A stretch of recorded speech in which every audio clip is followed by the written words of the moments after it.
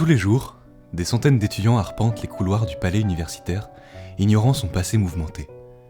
Mais quels sont ces secrets cachés dans ces murs ?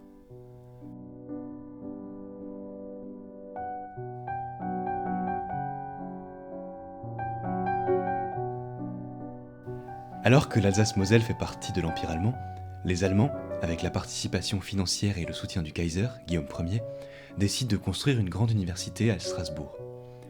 Le palais universitaire est construit entre 1879 et 1884.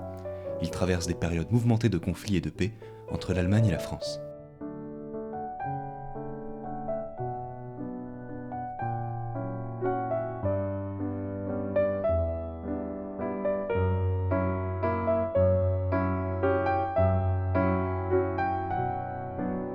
Faisons un petit voyage dans le passé. 1884, le palais universitaire vient d'être inauguré. Il fut imaginé par un architecte allemand, Otto Warf. Des fleurs ornent le plafond, un dallage richement orné recouvre le sol, et l'ensemble du bâtiment est d'inspiration Renaissance italienne.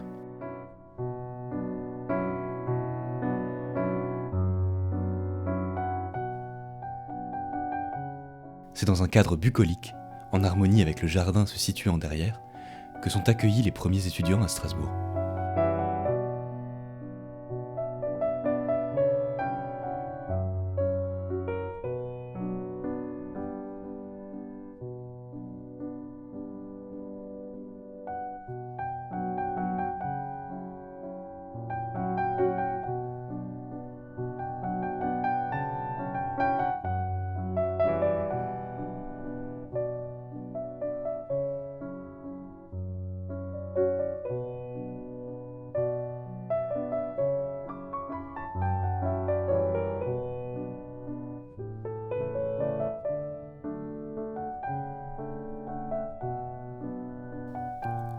À la fin de la Première Guerre mondiale, en 1918, l'Alsace-Moselle revient à la France.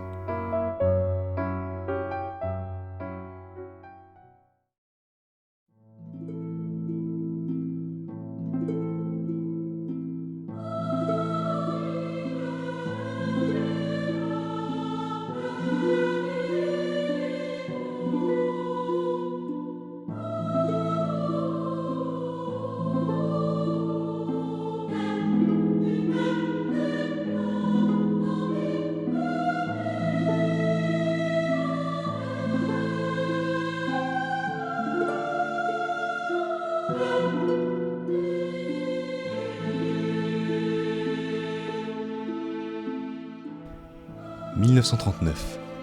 Les Strasbourgeois, tout comme les étudiants, sont évacués pour échapper à l'invasion allemande à venir. Après de grandes campagnes orchestrées par les Allemands, certains Strasbourgeois et étudiants retournent en Alsace. À Clermont-Ferrand, les étudiants alsaciens ayant quitté l'université de Strasbourg subissent de nombreuses rafles à petites échelles entre 1939 et 1943, dont une dernière intentée en 1943, faisant de nombreuses victimes.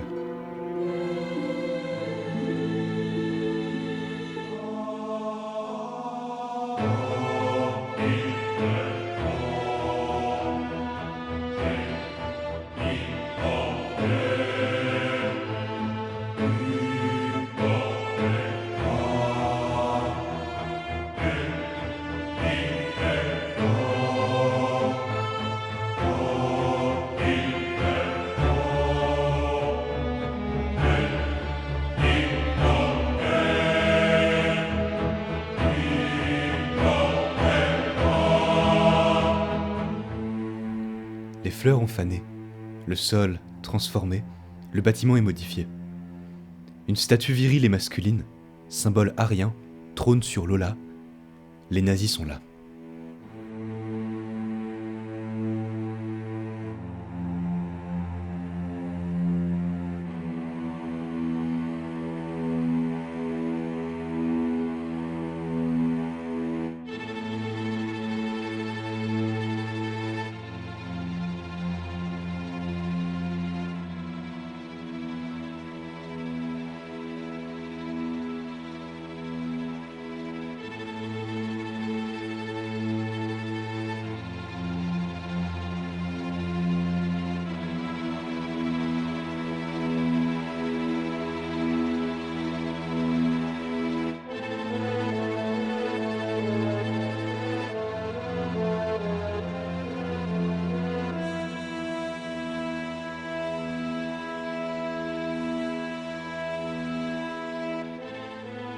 Au début des années 1940, les nazis envahissent le nord de la France et annexent l'Alsace-Moselle.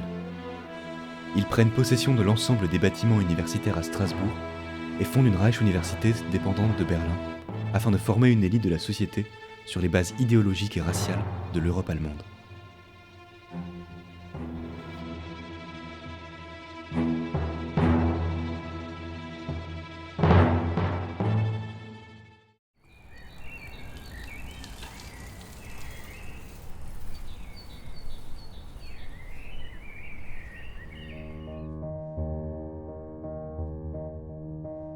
Au lendemain de la Seconde Guerre mondiale, en 1949, le palais universitaire accueille en son sein le premier conseil de l'Europe et les plus grands dignitaires du monde d'après-guerre.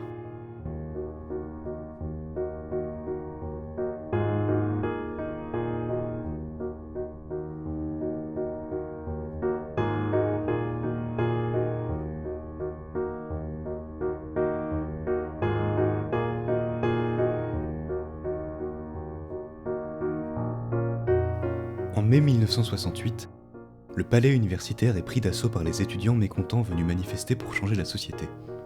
50 ans plus tard, le palais universitaire est un lieu riche de symboles de la contestation étudiante. L'ampleur n'est pas la même qu'en mai 68, mais le palais universitaire est à nouveau un lieu de manifestation et de rassemblement pour les étudiants strasbourgeois.